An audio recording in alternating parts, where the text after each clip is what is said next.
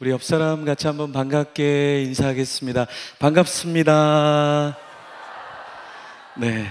약간 톤이 좀 올라가야 반가운 톤이에요. 네. 좀 톤을 높여서 한번 인사하겠습니다. 사랑합니다. 네. 네. 너무 높이면 미쳐요. 미친 톤이에요. 네. 우리 한 번 더 아는 사람끼리 한번 인사하겠습니다. 옆에 아는 사람이면 같이 한번 인사하겠습니다. 네. 우리도 동참합시다. 네. 뭘 동참하는지 모르겠죠? 네. 이렇게 단기 섬김도 같이 동참하시고 하면은 참 좋겠습니다. 네. 우리가 갔던 저 교회는 그 아이들, 초등학교 아이들부터 초등학교 아래 아이들까지 다 찬양단을 합니다. 초등학교 아이가 초등학교 아이에게 악기를 가르쳐주고 예배를 섬길 수 있도록 이렇게 하고, 또 자기가 악기를 칠 수 있지만 다른 초등학교 친구가 예배를 섬길 수 있도록 옆에서 이렇게 봐주고 그렇게 하더라고요. 그래서 참 저희들이 가서 은혜를 많이 받았습니다. 그러니까 여러분들께서도 섬길 수 있는 기회가 되면 꼭 섬기시면 좋겠어요. 네. 이렇게 젊을 때가 이렇게 섬길 수 있는 기회가 많은 건 아닙니다. 예.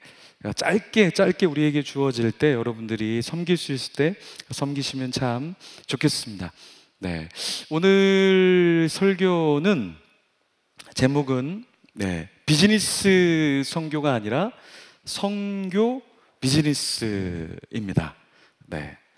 이 내용이 무엇인지 조금씩 같이 한번 살펴보도록 하겠습니다.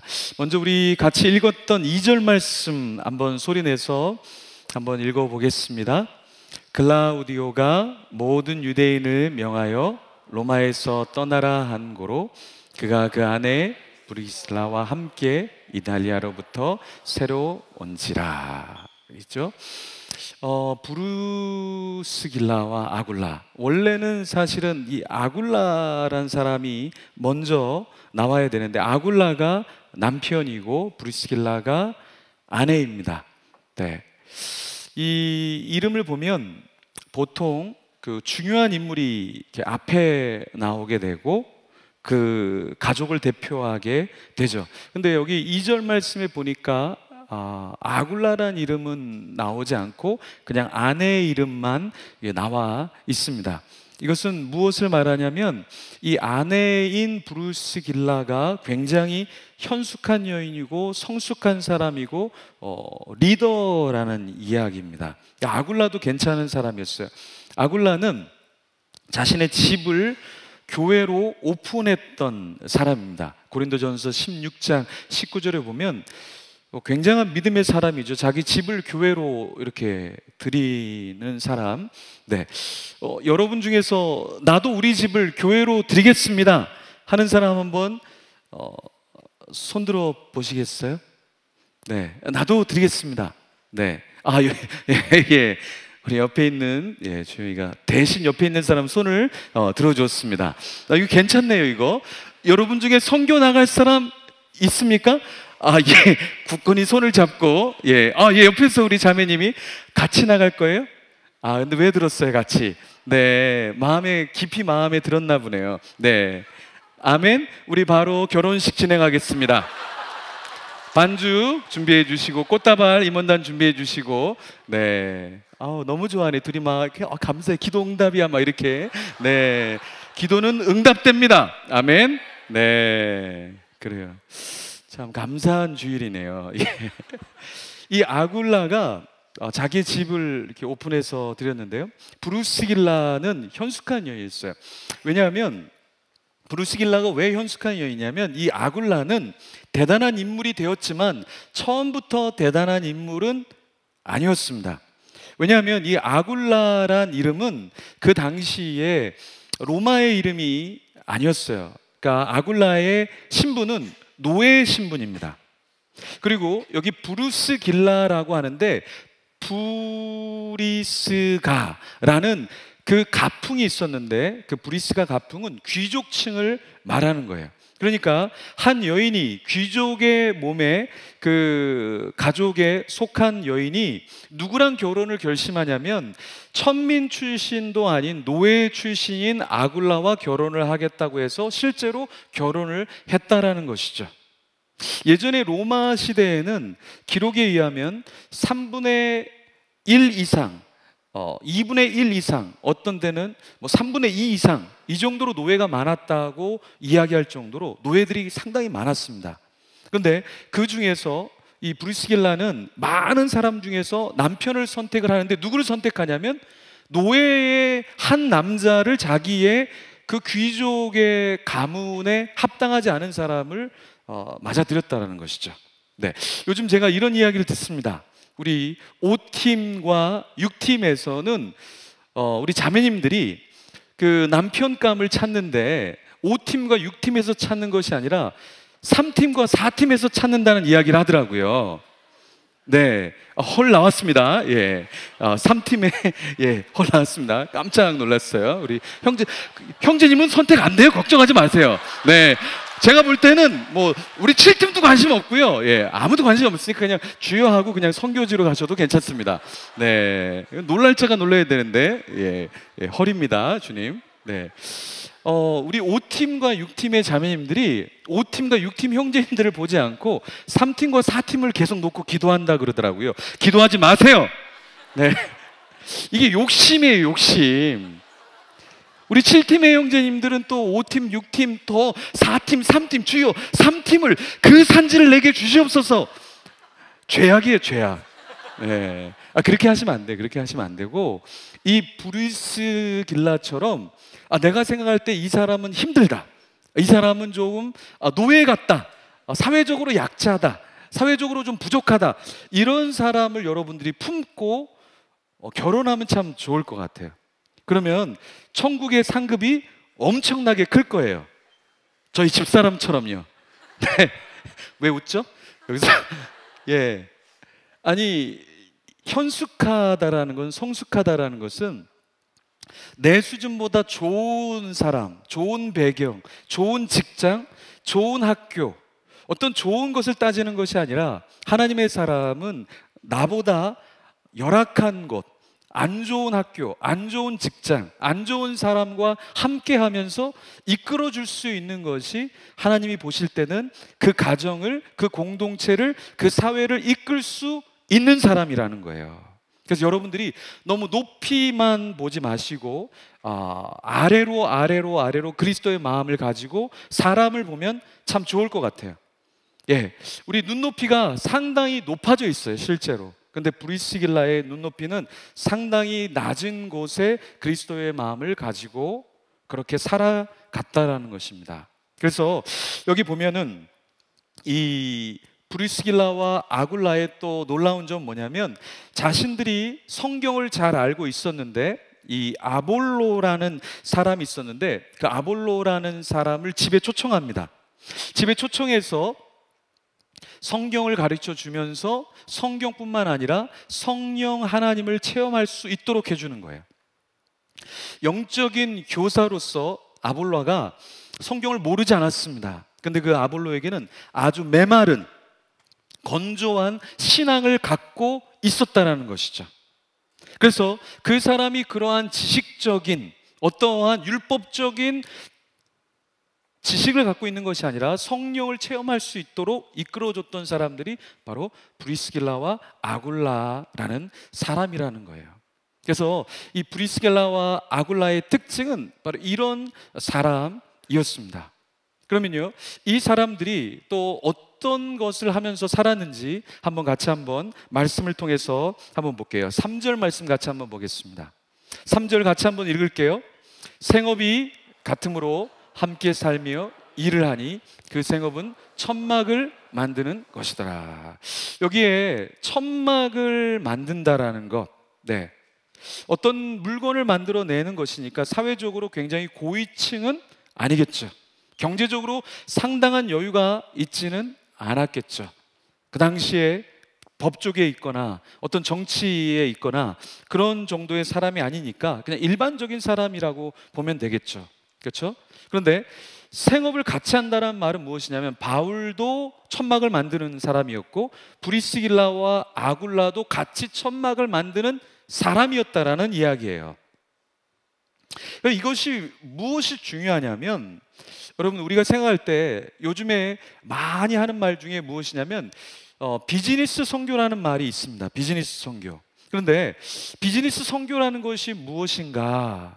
우리가 비즈니스를 통해서 선교를 해야 된다라는 것이죠. 근데 저는 이 비즈니스 선교를 조금 다르게 봐야 된다고 생각해요.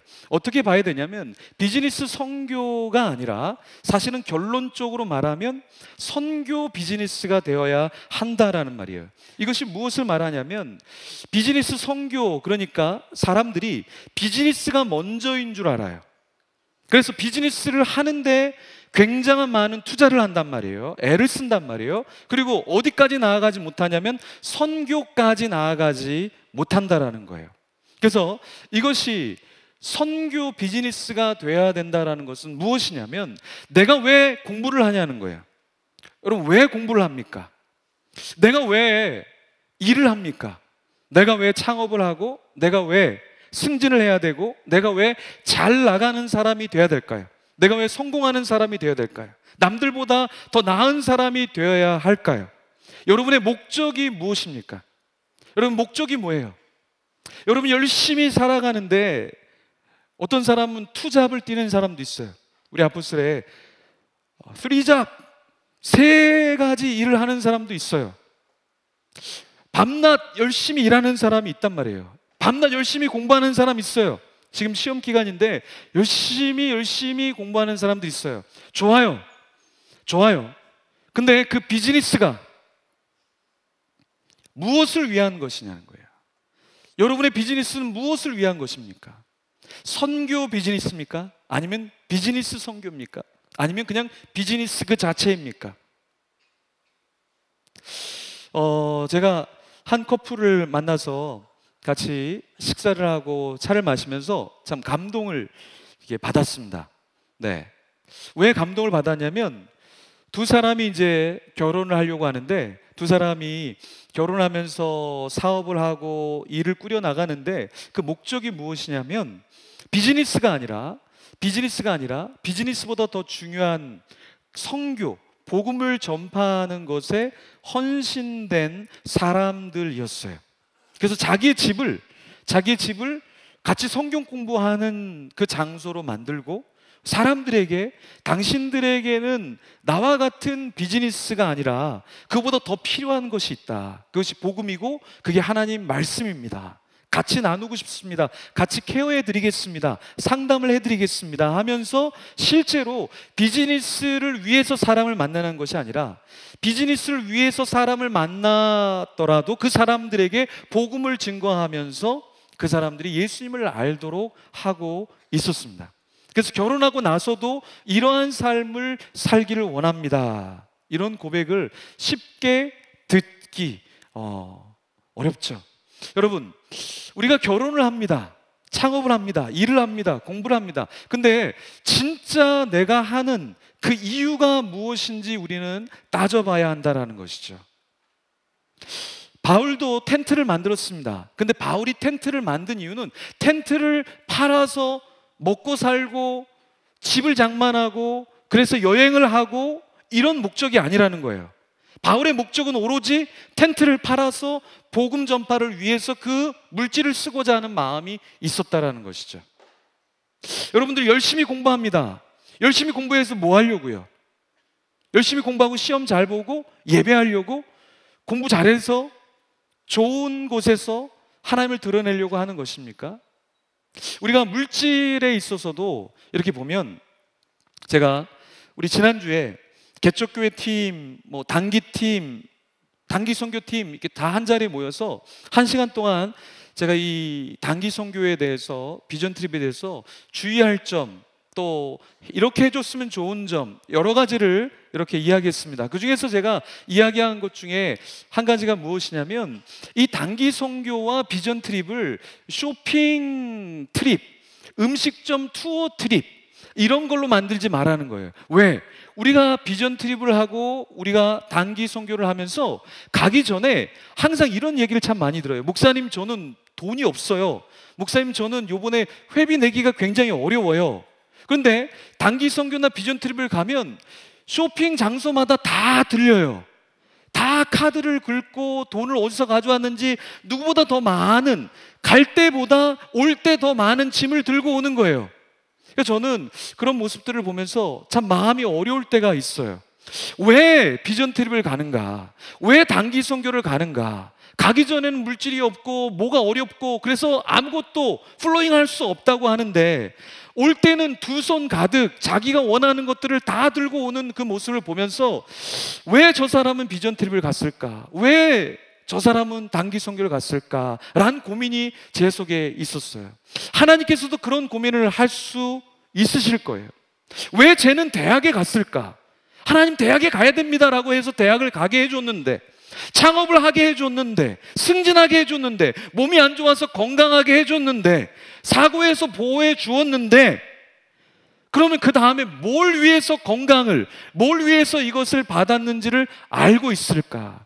하나님께서 때로 여러분 우리의 삶에 고민이 있으실 수 있어요. 제 두 손에는 뭐로 가득 찬 거지? 제 마음속에는 뭐로 가득 찬 거지? 제 생각에는 뭐로 가득 차 있을까?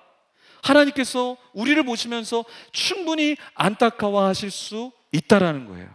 네, 바울과 브리스길라와 아굴라는 천막을 만드는 이유가 오로지 복음 전파를 위해서 천막을 만들고 그 돈이 생기자마자 복음 전파를 위한 여행을 했다라는 거예요.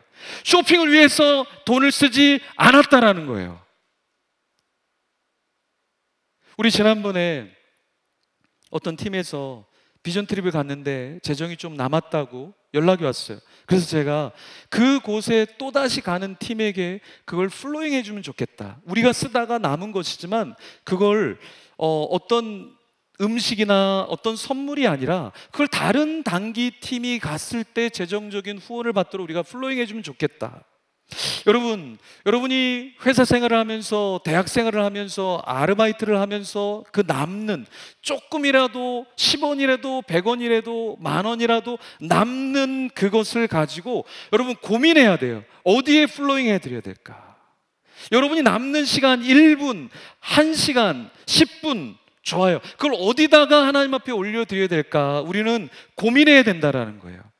왜 끊임없이 가르치고 섬기고 부지런히 살아야 될까? 그것은 하나님이 나에게 잠시 맡겨주신 시간이에요.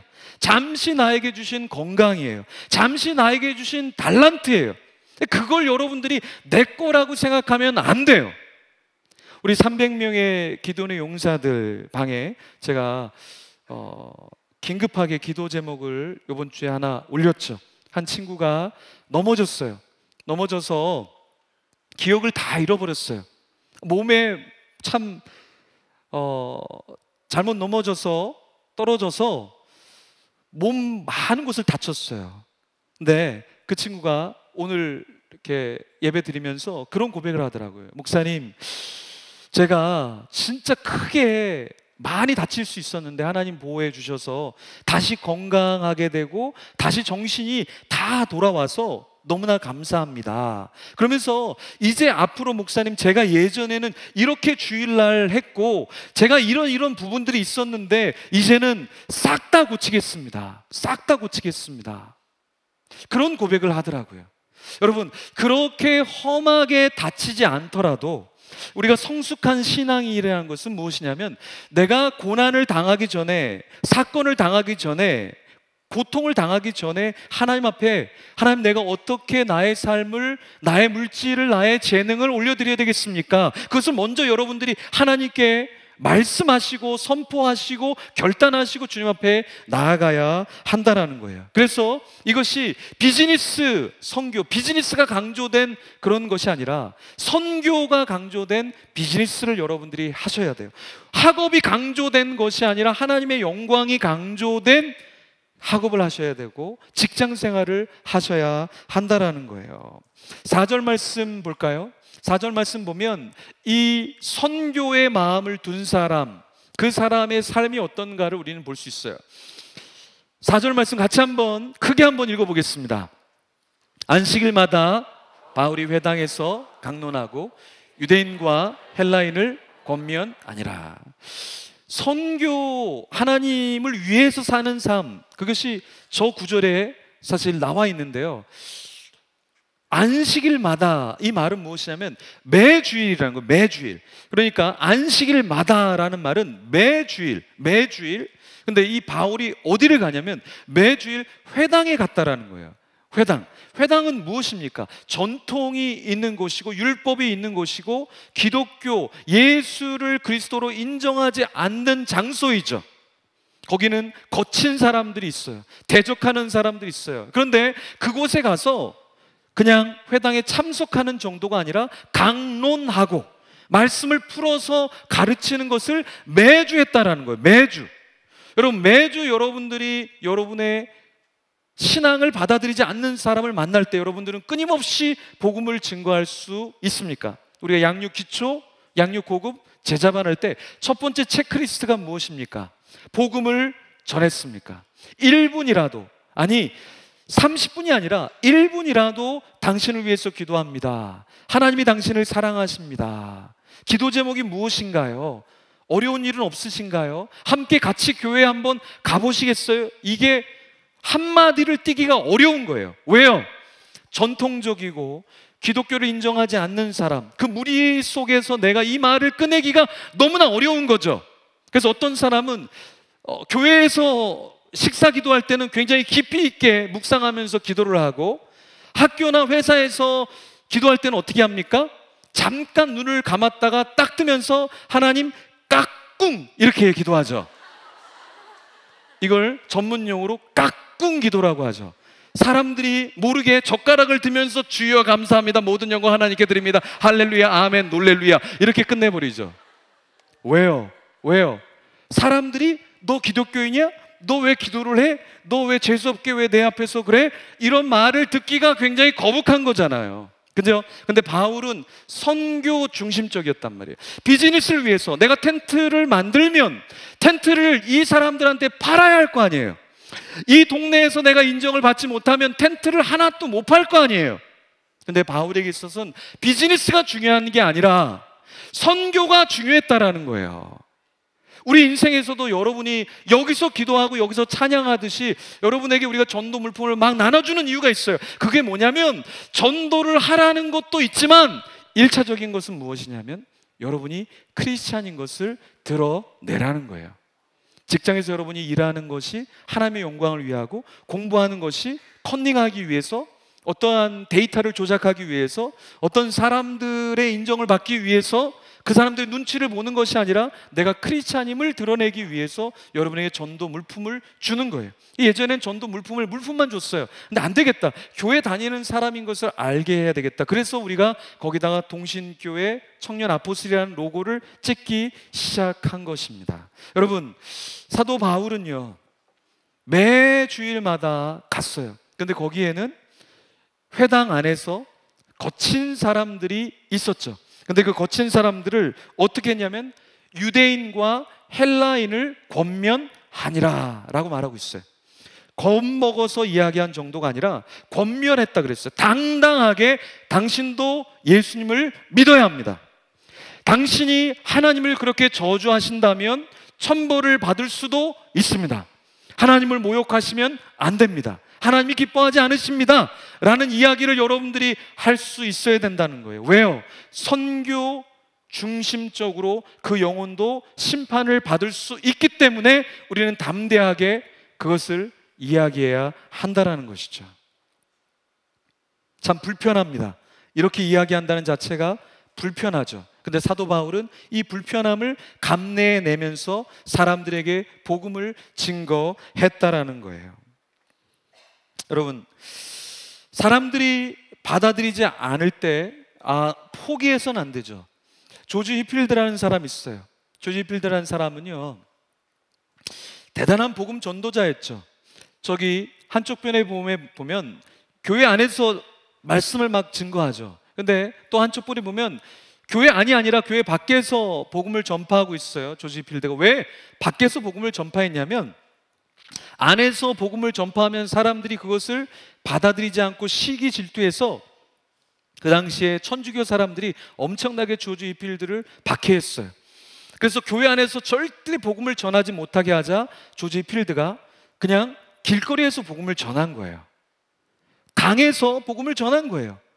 들에서 복음을 전한 거예요. 사람들이 지나다니는 거리에서 복음을 전한 거예요. 그래서 저렇게 길거리에서 복음을 전한 거예요. 복음을 전했는데요, 이 조지 휘필드가요 평생을 3만 번을 설교했다는 거예요. 3만 번을 설교했어요.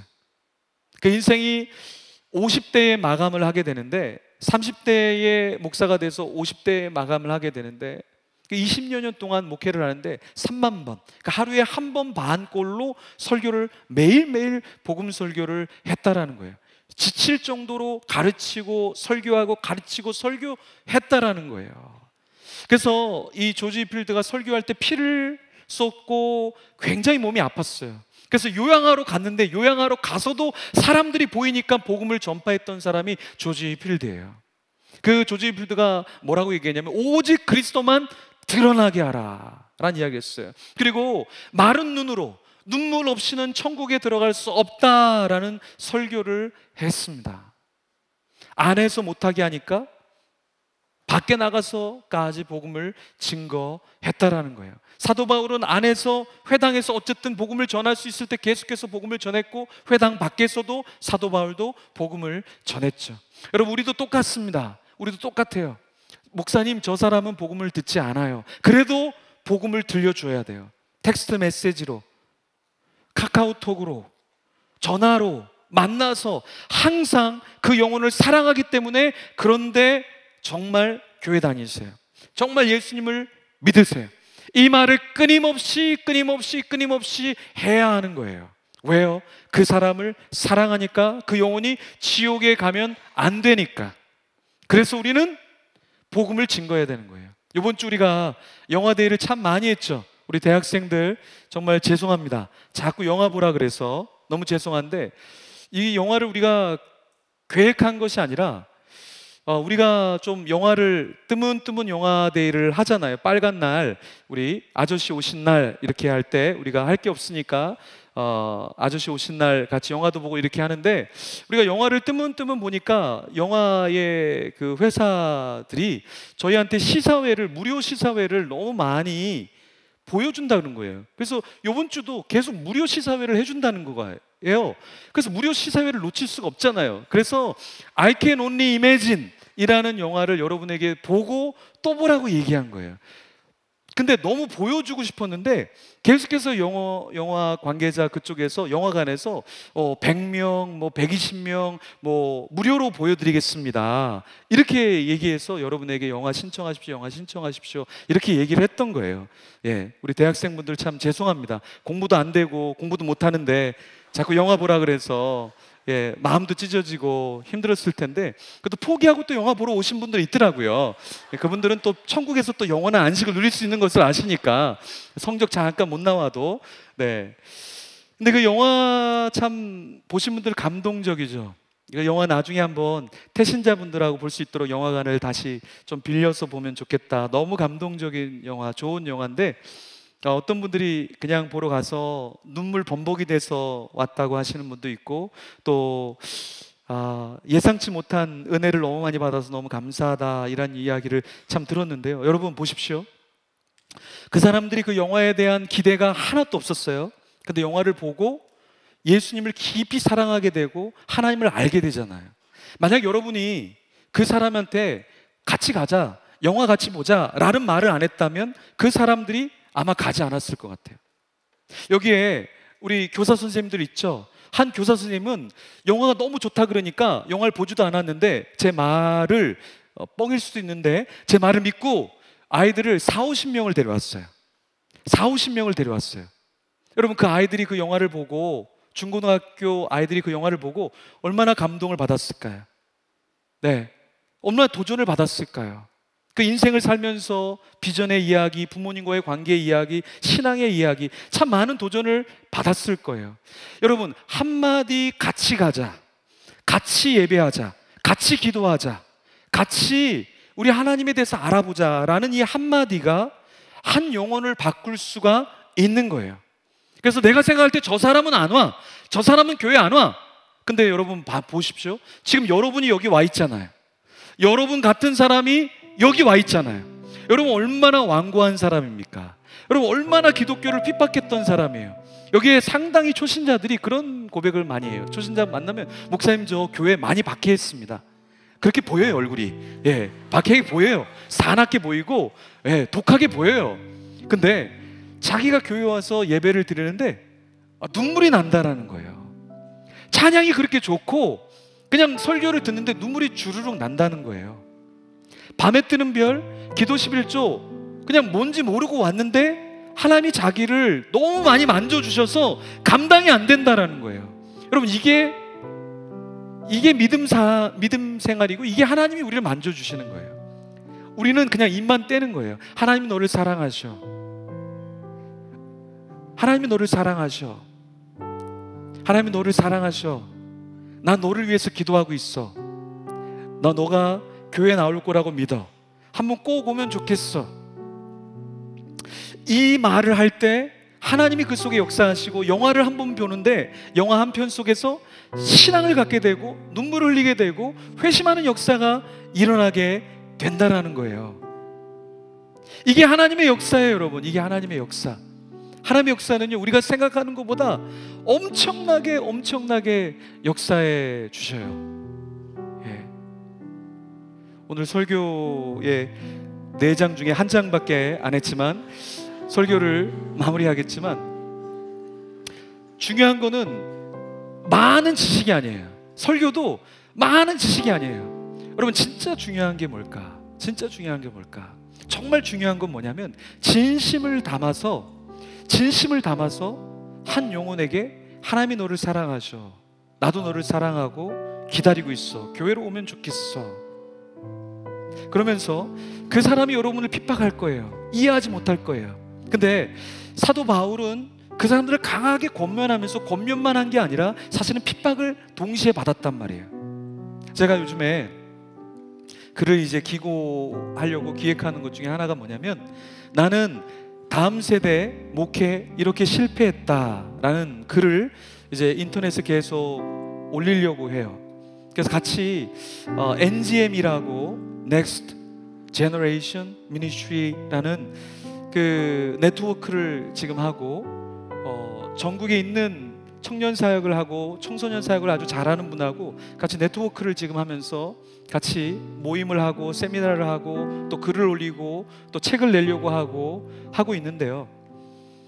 그 중에서 하나가 뭐냐면 나는 다음 세대 목회를 이렇게 실패했다라는 책을 제가 글을 원고를 지금 계속 올릴 건데 그 첫 번째가 뭐냐면 제가 다음 세대 목회를 하면서 저도 이렇게 어려 보이지만 제가 목회를 시작한 지 20년이 훌쩍 넘었습니다. 2년밖에 돼 보이지 않죠? 네. 어떤 분이 자꾸 저보고 살이 빠졌다 그래요. 살 하나도 안 빠졌어요.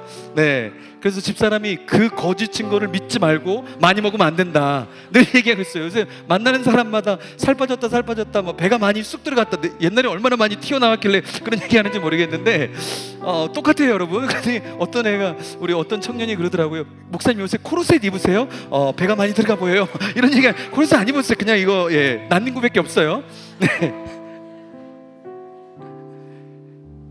제가 그 다음 세대 목회를 20년 넘게 하면서 딱 한 가지 첫 번째 글이 뭐냐면 바로 이거예요. 공정하게 사랑하지 못했다. 공평하게 사랑하지 못했다. 뒤를 돌아보니까 나를 좋아해 준 사람은 마음껏 사랑하고 마음껏 편하게 대하고 그냥 편하게 대하는데 나에게 껄끄럽게 내 생각을 따라와 주지 않는 사람에게는 공평하게 그리스도의 사랑으로 사랑해 주었을까? 퀘스천 마크입니다. 그래서 다음 세대의 사역을 시작하는 목회자들에게 후배 목사님들에게 전사님들에게 나누고 싶은 것은 무엇이냐면 지금도 후회하고 앞으로도 후회하겠지만 얼마나 공평하게 사랑해 줄 수 있을까?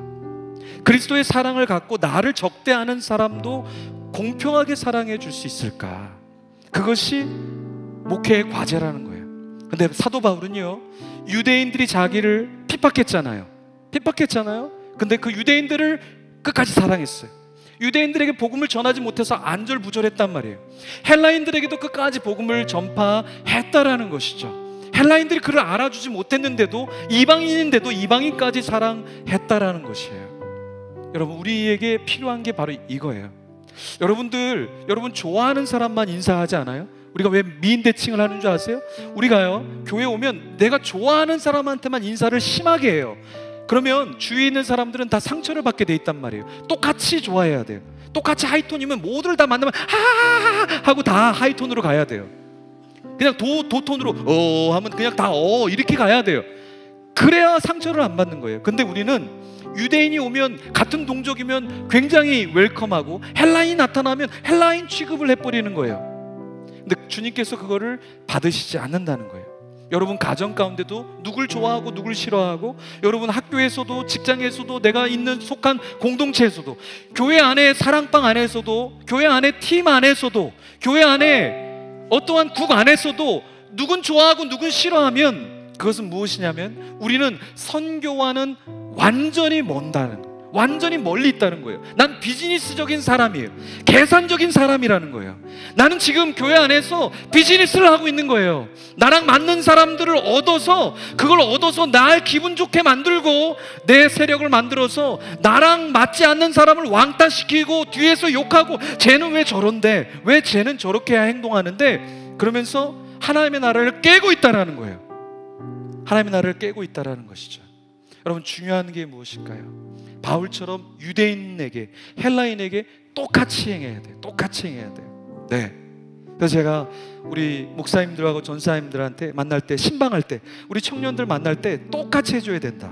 똑같이 해줘야 된다. 누구는 만났는데 떡볶이 사주고, 누구는 만났는데 너무 좋은 거 사주면 우리 청년들끼리 다 비교하거든요. 오늘 목사님이 이거 사줬는데 나는 뭐야, 장난하나? 장난인가? 내 얼굴이 장난인가?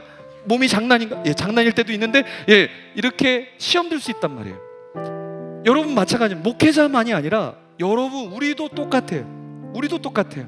선교적인 마인드를 가진 사람, 하나님의 마음을 가진 사람은 똑같이 하나님 앞에 나가야 된다는 거예요. 우리 자신을, 하나님, 주님을 보게 해주세요. 내 잣대, 내 눈, 내 수준의 사랑이 아니라 주님의 눈으로 사람들을 볼 수 있게 해주세요. 제가 하는 요즘의 기도예요. 하나님, 내 눈이 아니라 하나님의 눈으로 그 영혼을 볼 수 있게 해주세요. 그 영혼을 위로하게 해주시고 도전하게 해주시고, 하나님, 하나님의 눈으로 사람을 만나게 해주세요. 이게 선교적인 마인드예요. 부유하기 때문에, 잘 나가기 때문에, 공부를 잘하기 때문에, 능력이 있기 때문이 아니라 하나님 보실 땐 다 똑같은 자녀잖아요. 그러니까 그 마음으로 보게 해주세요. 그 마음으로 살아가게 해주세요. 주님의 눈을 나에게 주세요. 주님의 눈으로 보게 해주세요.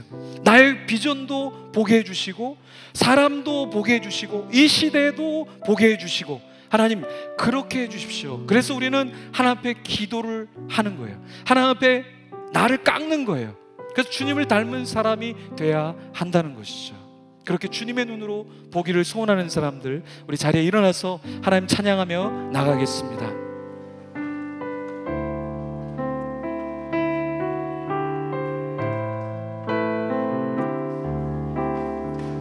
나의 주님께, 나의 주님께 찬양 드리며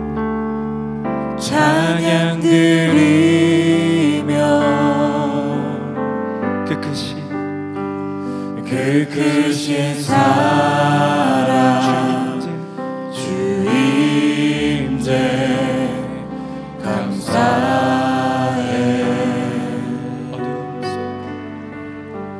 어둠 속에 찾아오셔서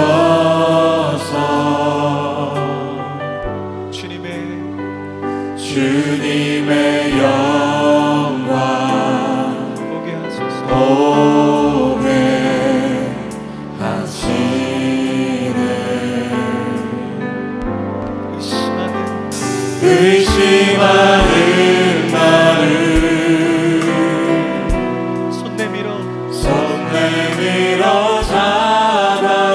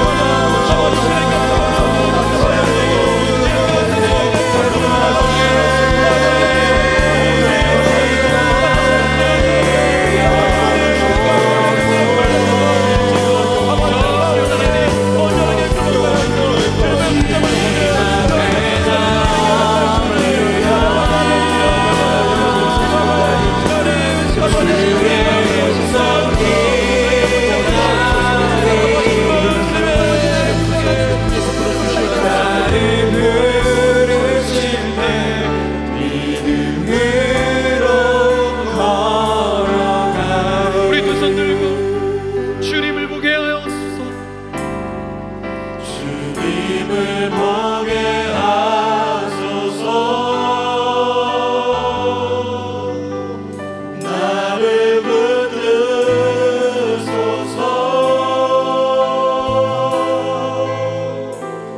내 뜻과 내 생각 내려놓고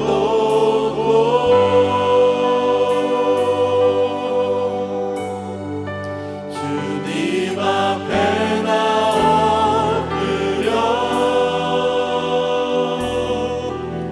주의 음성 기다리니 나를 부르실 때 믿음으로 걸어가리. 우리 하나님께 영광의 박수 올려드리겠습니다.